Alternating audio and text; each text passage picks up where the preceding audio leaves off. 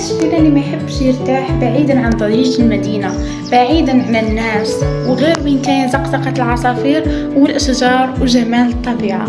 وأنا هذه التجربة جربتها وين كنت بزاف مستمتعة بها، وشاركتكم المناظر وشاركتكم الأجواء، وين كاين البيوت الريفية، وين كاين الماء العذب، وين كاين الأشجار وزقزقة العصافير.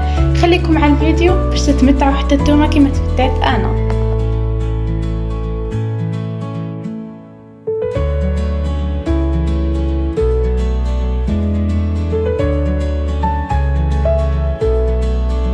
وهنا وين كاين البيوت القديمة اللي مصنوعة من الحجر، يعني حجرة فوق حجرة.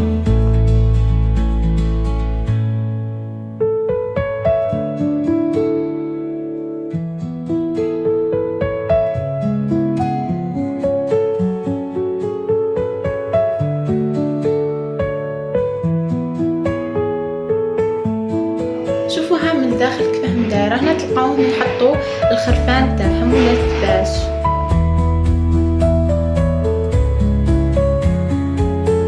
وهنايا منين يشربوا، شوفوا لي يعني هذا خلق ربي سبحانه، يعني مش الانسان اللي خدم هذه العين منين يشربوا، يعني ماء نقي ونظيف.